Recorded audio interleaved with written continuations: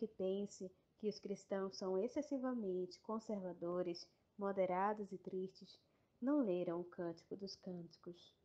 É uma descrição cuidadosa de um amor forte, fiel e físico entre um homem e uma mulher.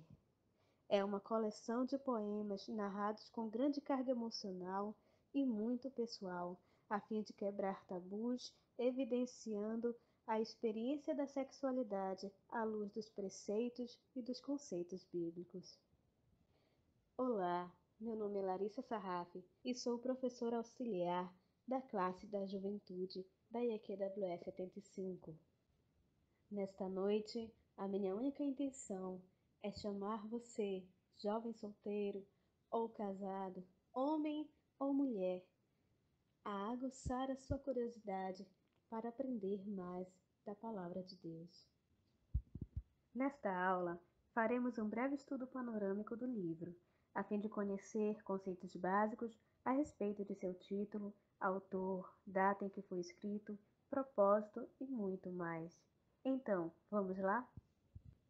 A primeira linha do livro vem nos dizer que ele é o Cântico dos Cânticos, uma linguagem hebraica, como Santo dos Santos ou Rei dos Reis, e é uma forma de dizer a melhor das coisas.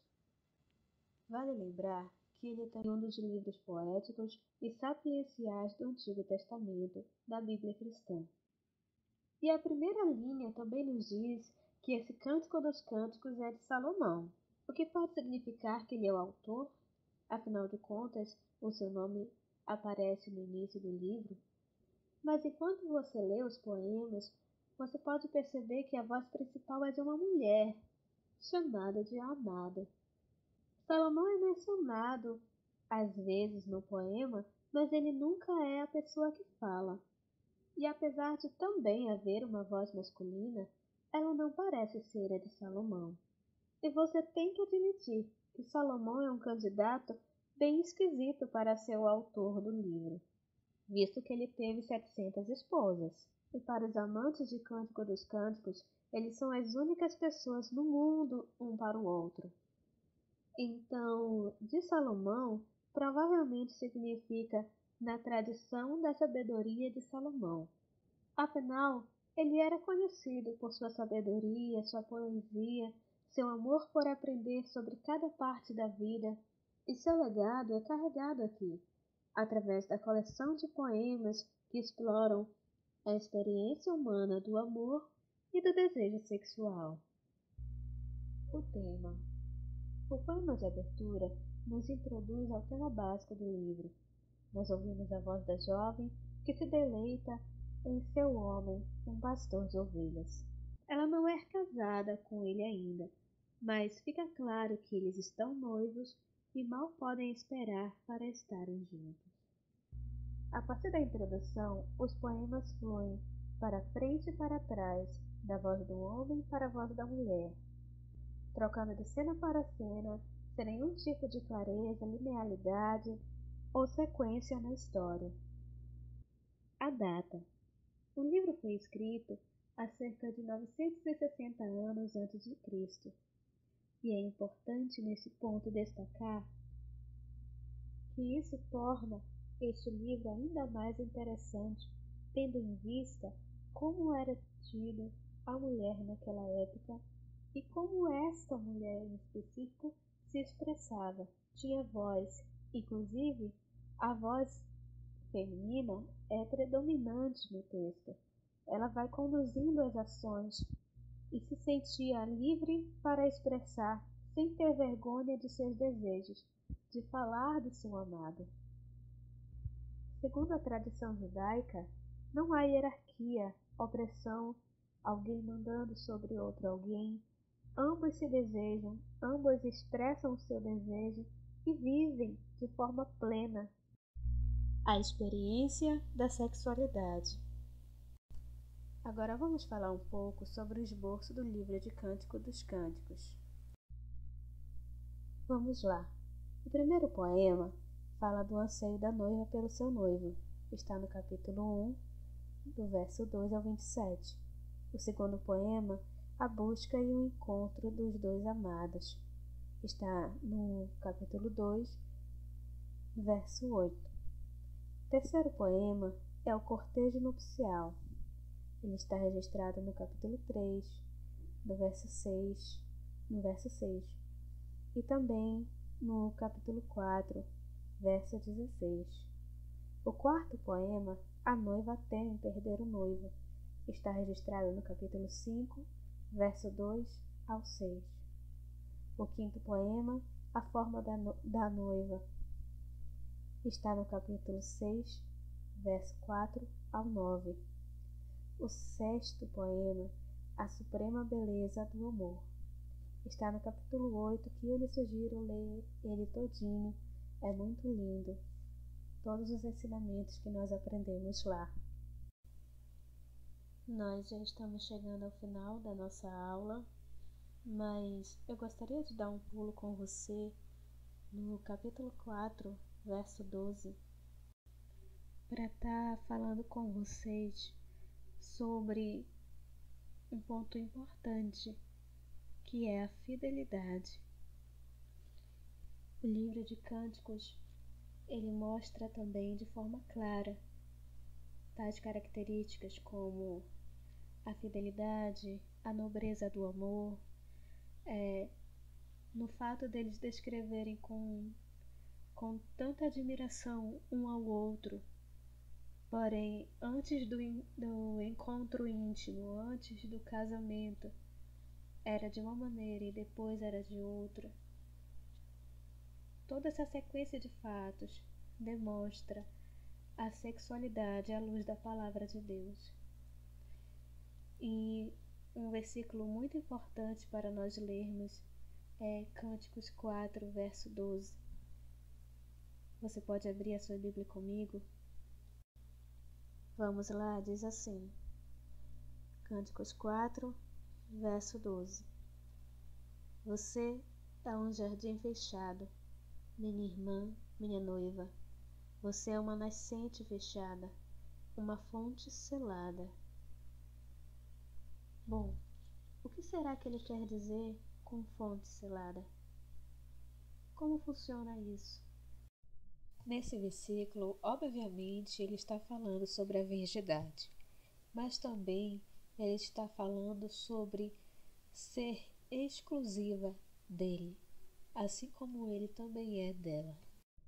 Mas, para além desse significado, nós também podemos extrair do mesmo texto a importância do que é selar algo. O selo, naquela época, era como se fosse um anel, onde tinha o brasão da família, o símbolo, enfim, o nome do dono. E quando ele ia selar alguma coisa, ele colocava, o anel, e só quem poderia abrir aquele selo era o dono do anel. Você também vai verificar no capítulo 8 de Cânticos, verso 6, a mesma ideia sobre o selo. Vamos ler lá, aonde diz: Coloque-me como um selo sobre o seu coração, como um selo sobre o seu braço, pois o amor é tão forte quanto a morte, e o ciúme é tão inflexível quanto a sepultura. Suas brasas são fogo ardente, são labaredas do Senhor. Aqui nesse verso, nós enxergamos de forma clara a ideia de que um carrega o selo do outro. Aonde ele for, ele levará o selo dela. Ou seja, ele é propriedade dela. Onde ela vai, ela carrega o selo dele. Assim, um é propriedade do outro. Sexualmente, eles são exclusivos um do outro. E é importante ressaltar que eles fazem isso de forma espontânea. Ninguém aqui está sendo obrigado a nada, mas sim de forma muito espontânea. Eles se entregam um ao outro. E daí nós podemos entrar com o nosso versículo-chave, que está lá em Cântico dos Cânticos, capítulo 6, verso 3. Você pode abrir a sua Bíblia comigo? Cântico dos Cânticos, capítulo 6, verso 3, diz assim: Eu sou do meu amado, e o meu amado é meu. Então, como você pode perceber, Cântico dos Cânticos, esse cântico superlativo vem falar sobre o amor e o amor sexual. Por que está esse livro dentro da palavra? É justamente por isso, meus queridos, porque ele vem exemplificar para nós o que seria um relacionamento ideal, aonde a relação sexual não é vista de forma suja, chula, pornográfica ou qualquer coisa assim. E principalmente, não é visto algo desassociado da santidade. O que para muitos é algo totalmente antagônico, não é. E nós podemos exemplificar mais uma vez isso, quando ele compara várias vezes, durante o texto, a sua amada com um jardim e um poço de águas vivas, aqui no capítulo 4, verso 15 de Cânticos. Bom, se você abrir a sua Bíblia, lá em João 4, 7, você já conhece a história da mulher samaritana, onde Jesus tem um diálogo com ela à beira de um poço. E no verso 7 diz: Nisso veio uma mulher samaritana tirar água. Disse-lhe Jesus: Dê-me um pouco da água. E os seus discípulos tinham ido à cidade comprar comida. A mulher samaritana lhe perguntou: Como o Senhor, sendo judeu, pede a mim, uma samaritana, água para beber? Pois os judeus não se dão bem com os samaritanos. Jesus lhe respondeu: Se você conhecesse o dom de Deus e quem lhe está pedindo água, você lhe teria pedido e ele lhe daria água viva. Terminando aqui no verso 10. E a partir da resposta de Jesus, eu lhe pergunto: qual é o dom de Deus ao qual Jesus se refere, senão o amor? E nesse texto você pode perceber que ele faz um empréstimo de Cânticos 4, verso 15. Mais uma vez trazendo para nós essa aplicação espiritual para a vivência do amor. A sexualidade vivida de uma maneira plena dentro dos preceitos e dos conceitos bíblicos, da ideia bíblica de sexualidade, que se transforma no quê? Numa fonte de águas vivas. Porque quando você tem o seu amado, você tem a sua amada, você ali também recebe vida naquele relacionamento.